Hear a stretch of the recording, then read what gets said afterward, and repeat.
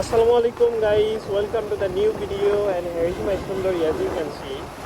আমি আজকে আপনাদের সাথে যে বিষয়টি নিয়ে কথা বলবো, আপনারা যারা হাইওয়েতে গাড়ি রাইড করেন কিংবা যে কোনো গাড়ি ড্রাইভ করেন, অবশ্যই আপনারা যখন লেন চেঞ্জ করবেন অবশ্যই আপনারা সিগন্যাল ইন্ডিকেটর ব্যবহার করবেন এবং সিগন্যাল ইন্ডিকেটর দেওয়ার পর আপনারা 4 থেকে 5 সেকেন্ড আপনারা হোল্ড করবেন, দেন তারপরে আপনারা লেন চেঞ্জ করবেন।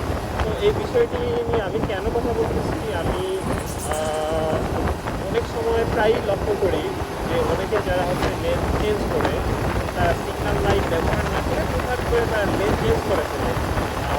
এতে করে কী হয়, দুর্ঘটনার সংখ্যাটা বেড়ে যায়।